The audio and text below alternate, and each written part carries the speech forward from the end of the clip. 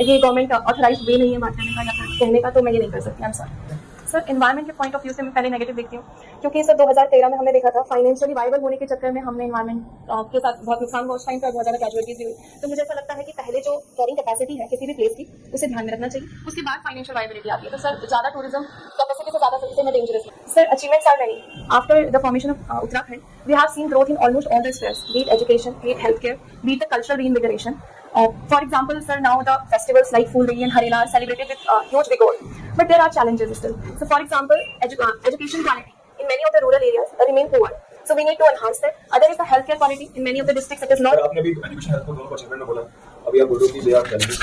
Yes, sir. So, positively हमने growth तो किया है, ऐसी बात नहीं है कि growth नहीं हुई है. But 100% efficiency अभी नहीं आई है. 2009 के बाद से राइट टू एजुकेशन के बाद से सब बच्चों का जैसे एडमिशन तो हो रहा है, बट क्या वो एम्प्लॉयबल हो पा रहे हैं वो एक इशू है। तो बहुत सारे ऐसे अभी भी जो एम्प्लॉयबल नहीं हो पा रहे हैं। सर हेल्थ केयर सेक्टर में जैसे अगर हम बात करें तो हेल्थ केयर जब हम उत्तर प्रदेश में थे उससे तो इंप्रूव हो गया है, बट करेंटली जो हेल्थ केयर सेक्टर है वो मेजॉरिटी ऑफ सिटीज में ही लोकेटेड है ज़्यादा, तो ये कंसर्न रहता है। तो इस पर भी काम करने की आवश्यकता है। और सर एक रिपोर्ट आई थी रिसेंटली कि हायर मैनेजमेंट जॉब्स में वुमेन का जो परसेंटेज है वो सिर्फ 3% है, तो ये भी कंसर्न है। तो women empowerment still remains a concern. तो कुछ चैलेंजेस भी अभी रहते हैं जिन पर हमें काम करने की आवश्यकता है।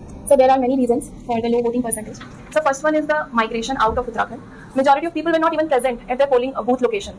It is because a lot of people already migrated out of the state, so they could not come. The second thing is this is the beginning of financial year. Financial year is starting, so it is very difficult to take leaves. Third one is the education is the problem because many of the students for higher education move out of the state, so they could not come to vote. And fourth one is it was Rabi harvesting season, so also many of the people could not go to the voting. So these are the challenges. So we can sort out a majority of the challenges by tackling the problem of migration.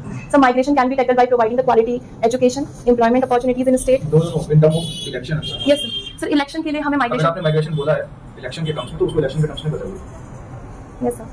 How migration affect voting percentage आप मुझे ये बताइए. Sir migration में जो यहाँ पे लोग रहते हैं वो बाहर चले जाते हैं और उनका नाम तो यही रहता है सर, इसलिए वो वोट करने नहीं आ पाते हैं। सर इस चीज़ को टैकल कई तरीके से किया जा सकता है, या जैसे जहाँ वो गए हैं वहाँ पर उनका नाम रजिस्टर करवाने की फैसिलिटीज। सर रिमोट वोटिंग एक अभी इलेक्शन कमीशन इसके साथ आया था, तो हम इसको भी कर सकते हैं इंप्लीमेंट, इससे भी हम वोटिंग परसेंटेज इंक्रीज कर सकते हैं। और सर उत्तराखंड से अगर माइग्रेशन की प्रॉब्लम को हम सॉल्व करेंगे, मेजॉरिटी ऑफ पीपल जहाँ पे है, जहाँ पे उनका नाम वहीं पे एम्प्लॉयड हो, वहीं पे एजुकेट हो, तो वो वोटिंग परसेंट वहाँ पे भी बढ़ जाएगा। तो ये कुछ स्टेप्स है जो हम ले सकते हैं।